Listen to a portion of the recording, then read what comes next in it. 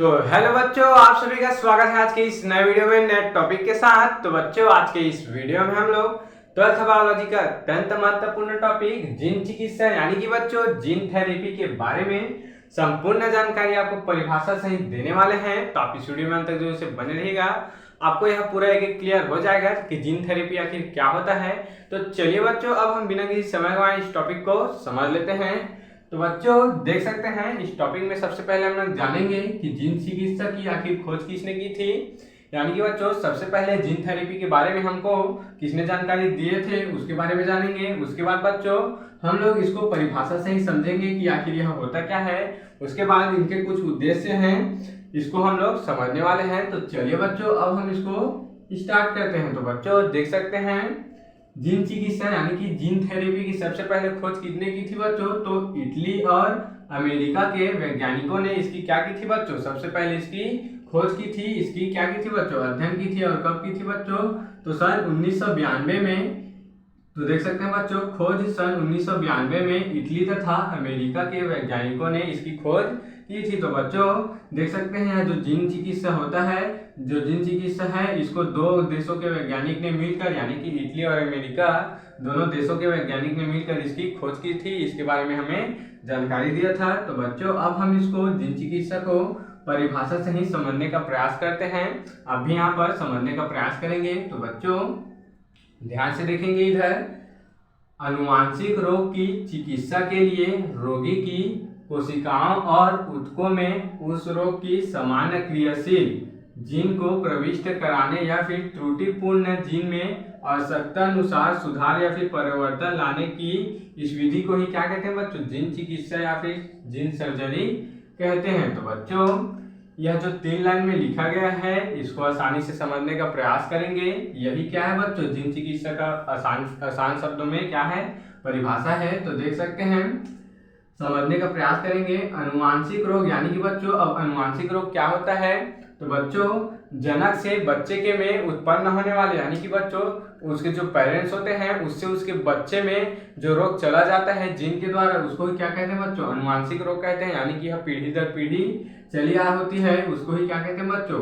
अनुवांशिक रोग कहते हैं। तो देख सकते हैं, अनुवांशिक रोग की चिकित्सा यानी कि बच्चों सर्जरी या फिर उसका इलाज। तो देख सकते हैं बच्चों, अनुवांशिक रोग की चिकित्सा यानी कि इलाज के लिए रोगी की कोशिकाओं और क्या बच्चों ऊतकों में उस रोग की सामान्य क्रियाशील जीन को प्रविष्ट कराने या फिर त्रुटिपूर्ण जीन में आवश्यकता अनुसार क्या कर दिया जाता है बच्चों? परिवर्तन कर दिया जाता है। इसको ही जीन सर्जरी या फिर जीन चिकित्सा कहते हैं। तो देख सकते हैं बच्चों, जो चिकित्सा के लिए क्या होती है बच्चों? रोगी की कोशिकाओं या फिर उसके ऊतकों को क्या कर दिया जाता है?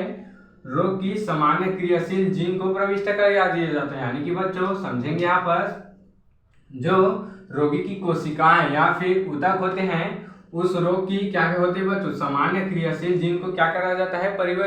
प्रविष्ट कराया जाता है। यानी कि बच्चों जो रोगी जीन होता है वहां पर सामान्य क्रियाशील वाला जीन को उसमें प्रविष्ट करा दिया जाता है, या फिर त्रुटिपूर्ण जीन में आवश्यकता अनुसार सुधार या फिर परिवर्तन लाने की विधि को ही क्या कहते हैं बच्चों? जीन थेरेपी कहते हैं। तो समझेंगे बच्चों, या फिर इसको और नाम से जाना जाता है जीन सर्जरी भी इसको कहते हैं। तो बच्चों आसान शब्दों में आप समझने का प्रयास करेंगे।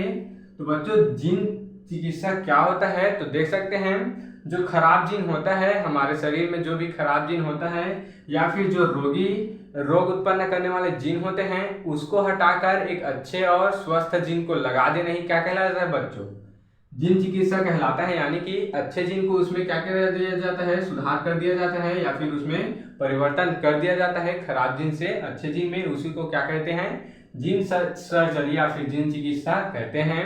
तो बच्चों इस प्रकार से हमने इसको परिभाषा सही समझ लिया है।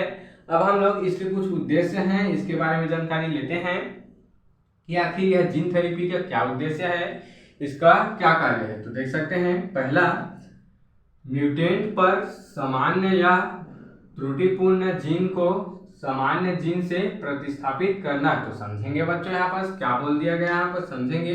जो म्यूटेंट पर यानी कि बच्चों म्यूटेंट क्या होता है? अब म्यूटेंट बच्चों उत्परिवर्तन होता है। जैसे कि बच्चों उत्परिवर्तन पर सामान्य या फिर बच्चों समझेंगे यहाँ पर, जो उत्परिवर्तन जीन होते हैं, जो बदले हुए जीन होते हैं, वहां पर सामान्य जीन को प्रतिस्थापित करना इसका क्या है बच्चों, उद्देश्य है। या फिर त्रुटिपूर्ण जो जीन होता है उसको सामान्य जीन में प्रतिस्थापित कर देना, यानी कि बच्चों जो त्रुटिपूर्ण जीन होता है, जो खराब जीन होता है, उसको सामान्य या फिर अच्छे जीन में प्रतिस्थापित यानी कि बदल देना ही क्या कहलाता है बच्चों, जीन चिकित्सा कहलाता है। और इसी का ही उद्देश्य क्या है बच्चों, यह जीन चिकित्सा है।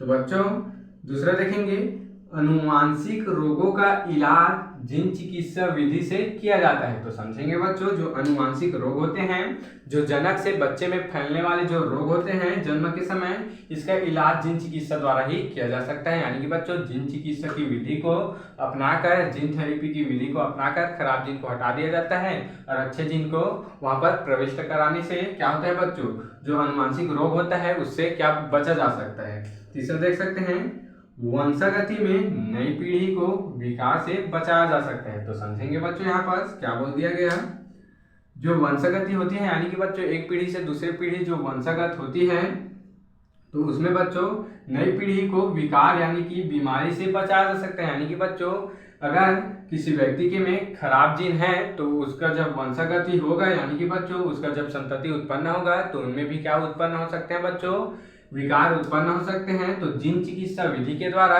जीन थेरेपी विधि के द्वारा इस विकार से भी बचा जा सकता है। यानी कि बच्चों उस जीन को हटा दिया जाता है और अच्छे जीन को लगा दिया जाता है। तो बच्चों इस प्रकार से हमने बड़ी आसानी से जीन थेरेपी को समझ लिया है। आप इसका स्क्रीनशॉट ले सकते हैं।